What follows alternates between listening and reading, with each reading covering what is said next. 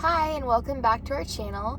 If you're new here, my name is Emily, and we make recovery videos for severe anxiety, DPDR, panic disorder, agoraphobia, and all that fun stuff. So if you're struggling with that, please subscribe to our channel and check out the description because we have a link to our private Facebook group and to our free recovery guide, which is huge. It literally teaches you exactly how to recover, and it's free, so download it. But today what I want to talk about is basically long COVID anxiety, and just kind of talk about my experience with that. How do you handle that compared to like other types of anxiety, and how do you handle the very real, symptoms and problems that are going on with our bodies, whether it's blood clots or, heart problems or whatever it may be, and not be anxious, right? So, okay, first off, I'm not a medical professional. I'm not a doctor. Yeah, and I don't even play one on YouTube. So don't think that I am, and just take this as my experience and my personal research.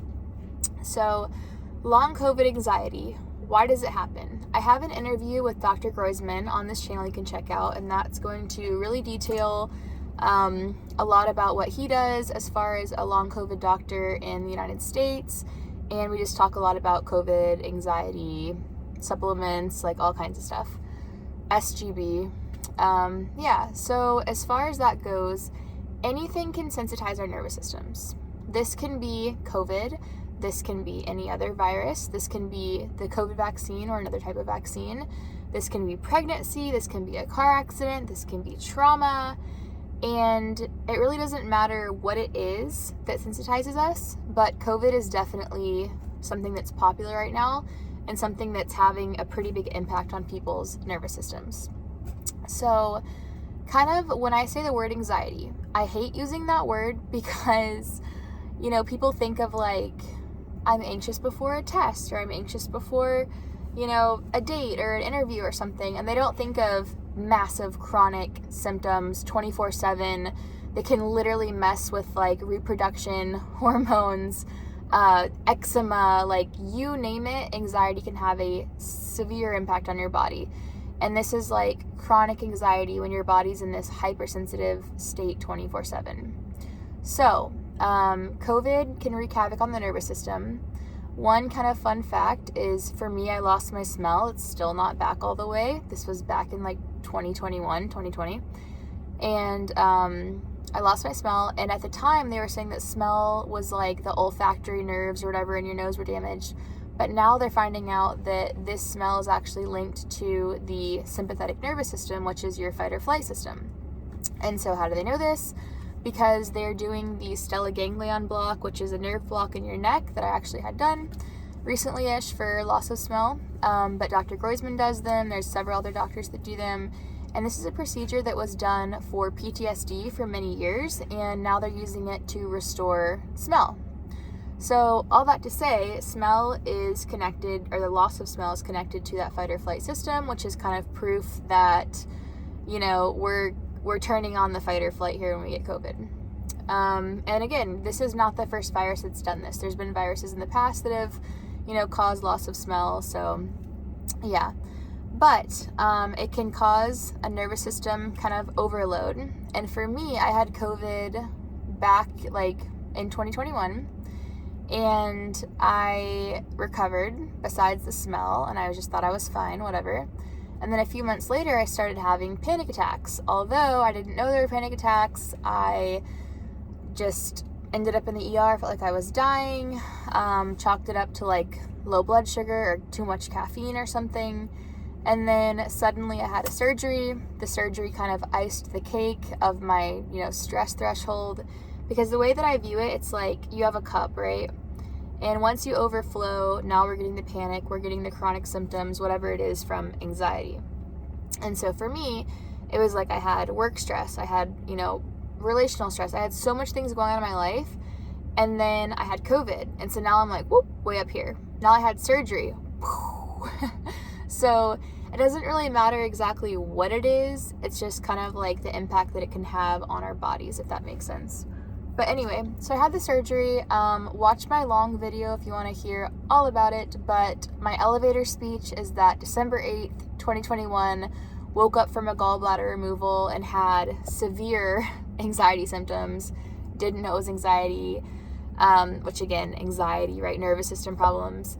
I had like chronic DPDR, felt like I was stoned, felt like everything was not real.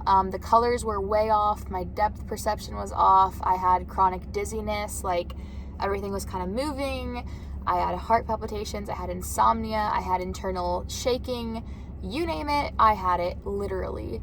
From, if you were just to look up anxiety and stress symptoms, I had every single one of them, and I had them 24/7.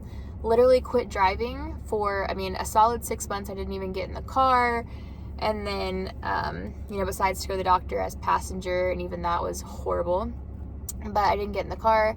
After the 6 months, I would start to kind of drive around my neighborhood with my husband, and it was a very slow recovery journey. So, I really didn't chalk this up, or I guess connect the dots to COVID until this last year after talking to some post-COVID doctors. And I kind of realized that, I didn't really realize, I guess I kind of understood how it affects your nervous system, because I ended up, after pursuing a billion different routes, every doctor, every specialist, Mayo Clinic, you name it, I ended up just pretty much learning how to respond in a way that desensitizes your nervous system. And if anyone had told me it's as simple as response, I would have said, you're crazy and you don't understand what I'm going through, because nothing works. Meds don't work. Literally nothing was working for me. And so to understand that it's just how much of a cycle anxiety can become really blew my mind. And so basically it's all in my recovery guide, so definitely download that. But what happens is we have COVID, we have whatever it is. We're talking about COVID, so I'll talk about that. We have COVID, either we have anxiety immediately after and it never ends, or like me, we have it a few months later and then it becomes a vicious cycle.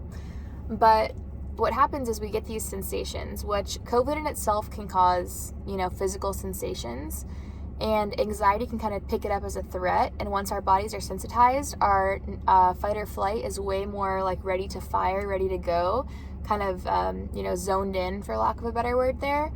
And so anyway, we have these sensations. Now our body's like, whoa, what was that? And then you have this apprehensive behavior towards it where it's like, whoa, what was that? Am I going numb? What's happening? And then suddenly spiral, adrenaline, panic. And then next thing we know, we have this sensation in a grocery store, right? And so we're at Target, and now suddenly it's like, oh my gosh, what's this hot flush feeling? Why is my face numb suddenly? Why do I feel like I'm gonna faint? Okay, so then we leave. And then our brain is like, whew, okay, we saved you. And so then what happens is, the next time we go to the grocery store, Target, or whatever, now we have even more intense symptoms. And then we respond naturally with, oh my God, what's happening? I gotta get out of here. I'm gonna faint, I'm gonna whatever. And then we leave, and then we reinforce harder. And so you can see how this easily becomes a very vicious cycle. So there's kind of the avoidance, factor in all of this. And then the other end is the fear, the fixating, if you're anything like me, Googling on Facebook groups, on Reddit, whatever, 24/7, trying to figure out a cure, trying to figure out, what helped them, what didn't help them.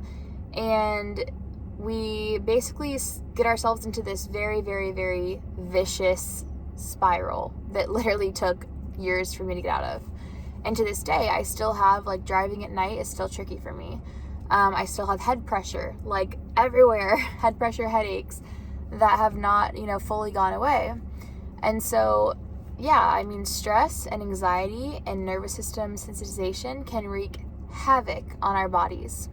So here's the problem that I'm seeing with the long COVID, is that people can kind of smack a label on themselves as, oh, well, I have long COVID, oh, I have vaccine injury, whatever the case might be.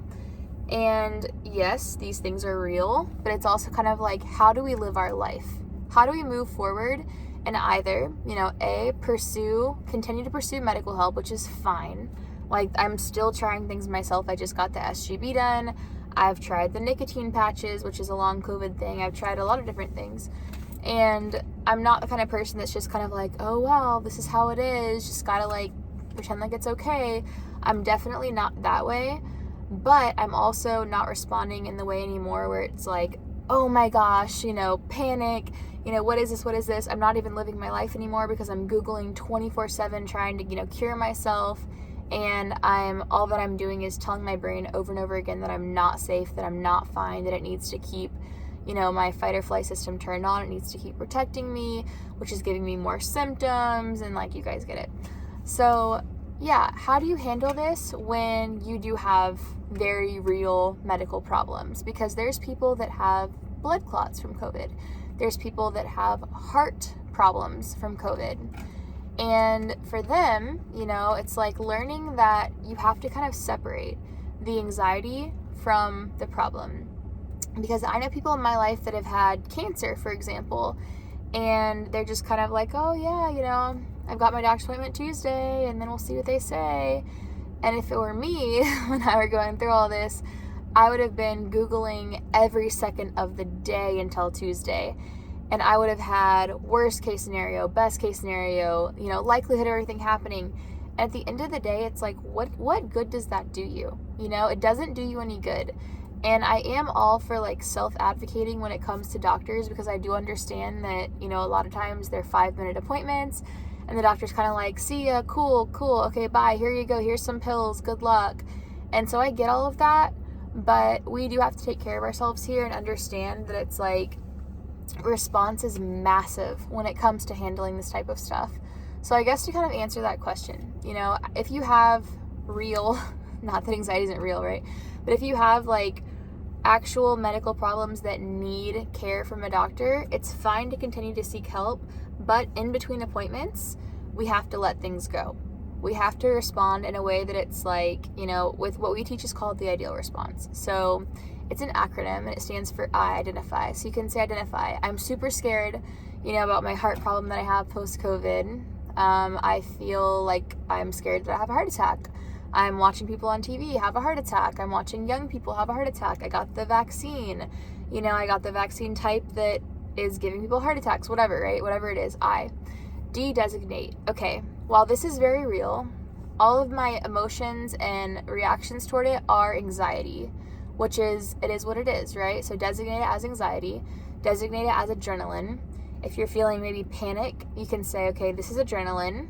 Just like if I had taken some pre-workout, I should expect to have some symptoms from this because that's what adrenaline does.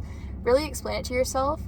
E would be embrace, and then embrace in this scenario would be like, okay, I don't have to be happy that I have heart problems now or whatever the case is, but it is what it is, right?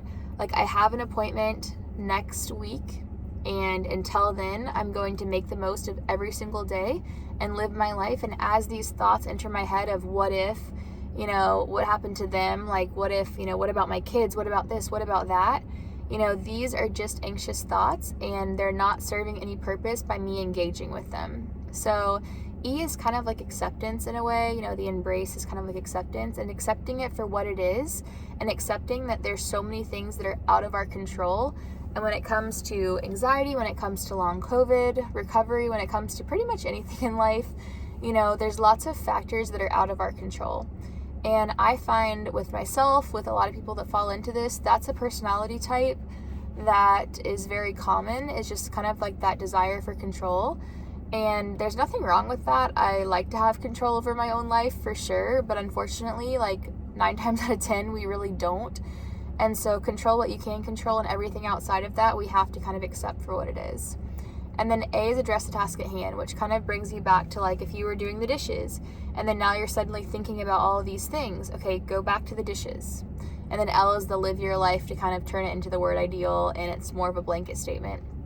But all of this is in the guide, so I hope this video helped and it wasn't too all over the place, because I didn't really plan it too much, but I know that I keep getting so many questions about this. And one more thing that I want to answer too, because I keep getting this as well, is people will be like, but I wasn't anxious, I wasn't anxious prior to COVID, or I'm not anxious now, I just have all these symptoms, so of course I'm, seeking help, of course I'm Googling, of course I'm worried about it, blah, blah, blah, but I'm not anxious. And that kind of goes back to the beginning where I was explaining that anxiety is really a sensitized nervous system. So it's at the end of the day, it's more of a true nervous system issue here that we can fix with everything in the guide, but it's not what you would think, right, anxiety is. Because again, when people were telling me, doctors were like, oh, it's anxiety, I was like, you're crazy. It's not anxiety. I'm not anxious. I have problems. Of course, I'm concerned about my problems, right? But we don't realize how much the nervous system can do. And so that makes us anxious. So yeah, I hope that makes sense again. But please comment on this video, like, subscribe, and join our Facebook group. And yeah, I hope to talk to you guys soon.